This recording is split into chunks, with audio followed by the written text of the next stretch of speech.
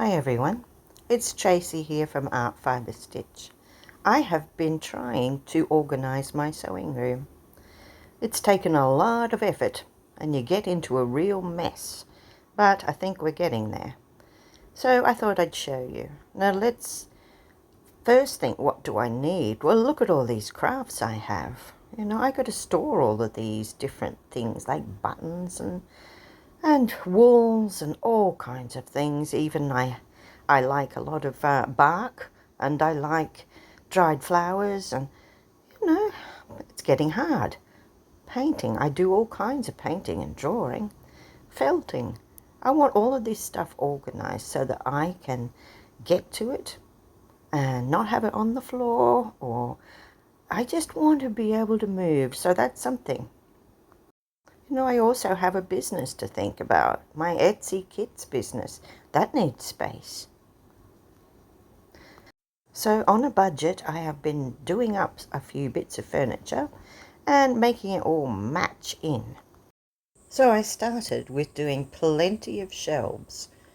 And see here, I even used things like old panels behind, like that mirror. And I've done a nice paint finish on it, because I needed to hide a few bad areas, like here where the water came into on my ceiling. But let's have a look. Those lovely stickers, those are removable stickers, and they made the whole thing fit together, I think. I'm going to put a little bit more of those into a few bits of furniture. I really like the little motif. I collect a whole range of different things. Like this.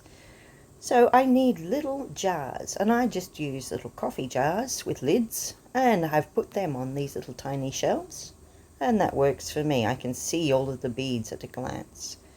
And here I've got a nice little area, and that's going to be my area where I'm going to be doing paint and paper. There's a lot of glues and things there, and that's my little beading section where I'm going to keep my beads. Over here I'm going to be felting, so that's where all of my wools are. And here, this little bald space, yep, in between.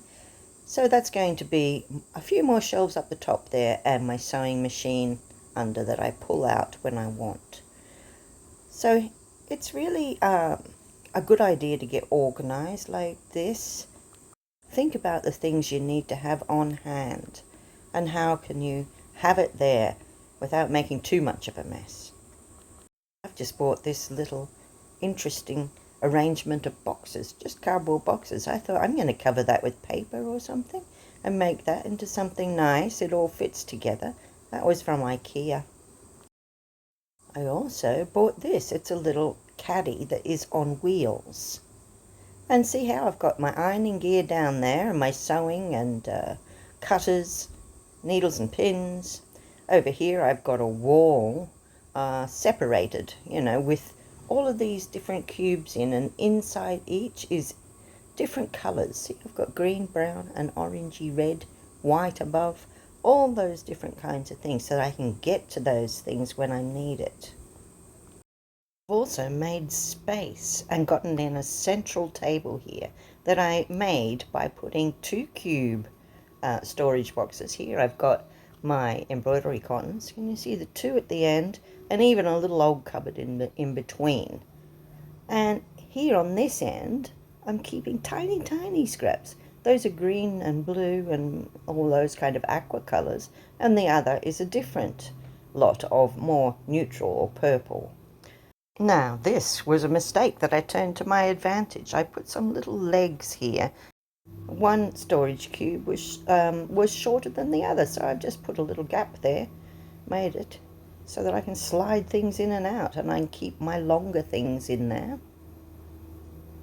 That's storage on 3 sides of my tabletop, and on the other side enough space to get in a little stool. So I have some good functional pieces, and they're bright white and nice and new, and I have all of these old pieces which I'm vamping up. So I'll show you how to do this in a moment. The paint finish here just makes it fit in better. Alright, so this little caddy, little trolley with all these lovely little containers or compartments. It's going to be fabulous for sliding under my desk. So I've got some undercoat here. It's a special kind that'll stick to anything, so let's go for it. I'm just going to do some stripes here of colour, doesn't really matter. And then I'm going to use a rag and I'm going to wipe most of that off. See how I like to go with the grain of the wood here? Anyway, so it's got this nasty old yellowed white painted finish on parts of it and pine on the other, and I want it all to blend in. So I'm using this undercoat, and here I am, I'm wiping some of it off, and what happens is it will start to look like a bit of a whitewash, you know, a little background for us. Let's have a look here and we'll start to work on the pine. Yes, it really is grubby, isn't it? I have cleaned it, but this will freshen it up. So, a coat of something water-based. I just used undercoat because it was handy, but something like that. And I put it on, and then I gave it a bit of a wipe over with a rag, and then I gave it another little, just a rough coat on top, you know, just here and there where it needed a bit more white. And that's what I'm doing. See how it's patchy, but I don't really mind. It's part of the look I'm aiming for, really. If I get too much paint in one area, I can wipe it off. Now these, isn't this beautiful? And these are removable wall stickers. And I can use all kinds of bits from that. And I'm going to use that to decorate. I can use it on the timber or on the perspex that is lining some of those compartments. So I'm just going to choose a bit, and I can cut the bit I like. See, here's a nice strip. I'll put it up the long edge. But what I wanted to show you is that these pretty leaf patterns and flowers are clear in between. So that paint finish that we've put on will meld into it and show from underneath. There we go. Simple as that. Now, I don't know what you call this look, really. I don't know whether it's farmhouse or shabby chic or whatever. But it's letting some of nature come in. Because on the other side I have my backyard, my garden. And this is supposed to be somewhere where I can relax. And my sanctuary. Right, there we go there. Let's have a look at this. Can you see how you can still see the paint finish even though the sticker is over it? So I'm going to add some more. And I really love this kind of sticker paper. And when you're bored with it, you can just take it off, because that's what they're like. You can change it to something else. I haven't damaged anything, and when you think of it, it's only undercoat that I've put on the trolley, so, you know, if I wanted it to be bright orange, I could still do that. I'm going to go around the curves and around the edges sometimes, and it'll look like my leaves are growing. See? So I'm going to add bits. Now, can you see how we got parts of the pine are showing through, parts of the old yellowed white? It's going to look aged. It's going to look fresher but aged. So here I'm going to put a large panel on the top. And when I get it started, now this is why it's good that it can be repositioned. See, I'm trying to line that up. And I've got the rest of it still rolled up with the paper backing on. And I'm trying to line that up so that I can just unroll and smooth out any of those. There we go. Now I think we're ready. And any of those air bubbles. See, I'll just go like this as I'm unrolling slowly. It's like the old contact paper, but better.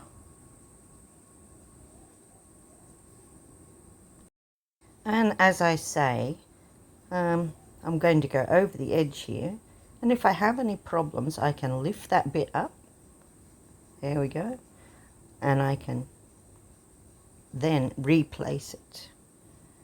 See here, I think I've got a bit of an air bubble happening there, so I'm going to lift that edge up and just get that air out, like that. Done. Alright, I'm pretty happy with this little trolley. I'm going to put all of my my paints and inks and things like that in it, and paintbrushes. And imagine if I wanted to go and sit somewhere else, I can just take it with me. Isn't it pretty? And that patchy background, that didn't matter at all. It just looks like it's meant to be. Right. On so many different sides to it too. See how I've sometimes put that paper, that stickers in on the background of one of these compartments? Alright, so as you can tell, I'm pretty pleased with that. I still have mess everywhere in my sewing room because I'm still organising, and you really got to make a mess to be able to do that.